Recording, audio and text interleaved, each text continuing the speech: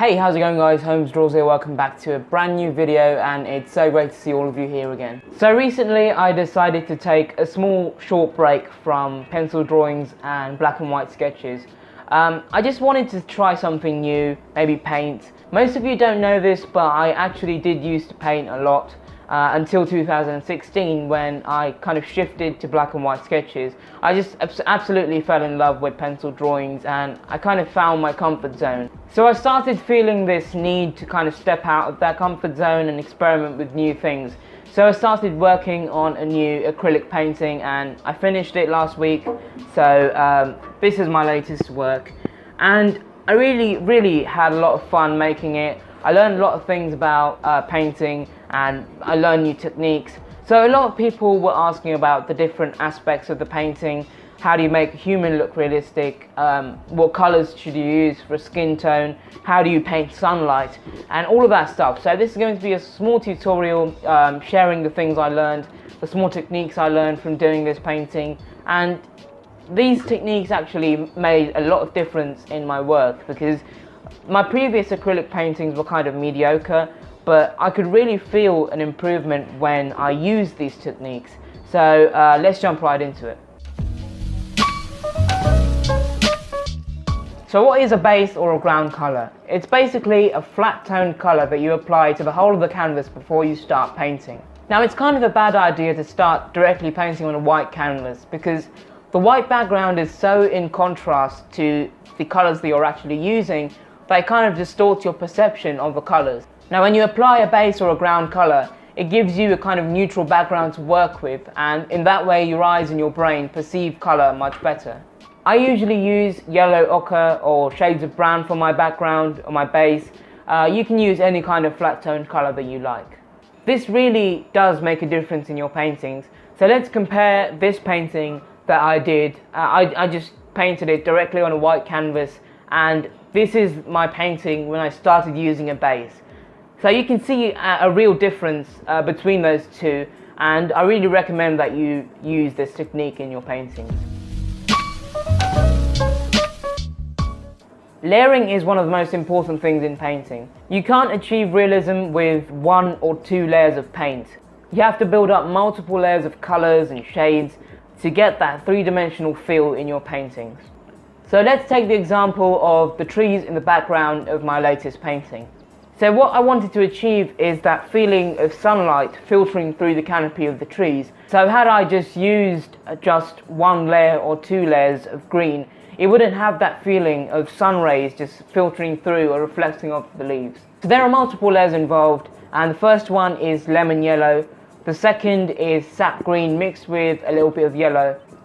In the third layer I built up the dark tones with sap green mixed with a little bit of black. In the fourth and the fifth layer I just basically looked at the picture and tried to build up that contrast between the lemon yellow and the darker parts of the tree. So basically what you want to achieve is that kind of structure of the leaves. It should be visible, but you don't have to draw the leaves individually. So to achieve this kind of leaf structure, basically what you have to do is take the colour on the brush, wipe the excess away and just kind of dab on the canvas. In the sixth layer I just took a bit of white and painted or highlighted the areas where the sky was visible through the leaves. So that's the process I use. For the finishing touches you can basically draw some branches or some twigs to make it more realistic. Human skin is one of the most difficult things to paint. The main reason is that there are so many colours involved. So when I did my first portrait painting, I thought there were only 3 colours involved in painting human skin: black, brown and that skin tone you get with your acrylic set. So what I learned is that you have to use a lot of colours like blue, purple and even green for the shadows that are involved in the different structures of the face. The first step to creating a realistic skin tone is to paint a black and white base layer to lay out all the highlights and the shadows. For the main skin colour you can use yellow ochre, brown, different shades of brown. Avoid using a lot of white because that kind of ruins the quality of the painting.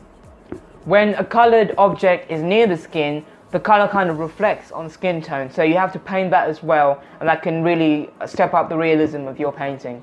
For example, when there's hair coming down on the face, you have to paint that kind of the same color of the hair near the parts where the hair is touching or is near the face. One more thing you can do to make the skin tone look more realistic is to take note of the time where the picture is involved.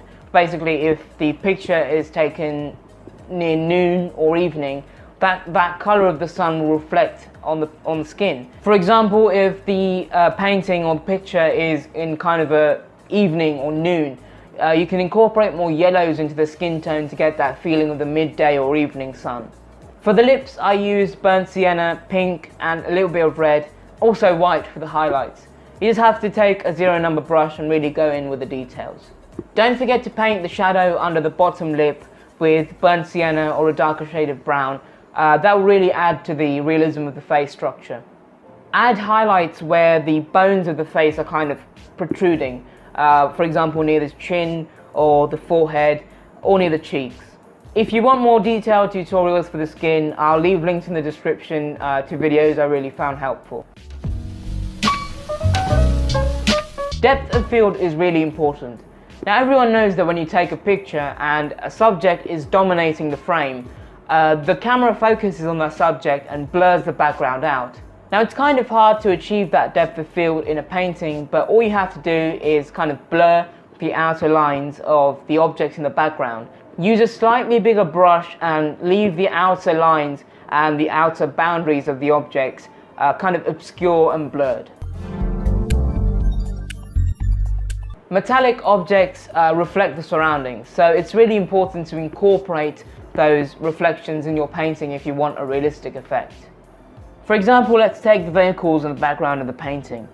You can see the reflection of the surrounding trees, the fences, and even the road on the metallic body of the cars and the vehicles. So even though this is a small detail, it kind of steps up the realism of the painting. So that's it from me today, guys. I hope you enjoyed watching. I hope you learned something. And if you did, don't forget to leave a like and subscribe if you're new. Yeah, that really helps me out and encourages me. And I'll see you in the next video. And until then, it's Holmes Draws signing off.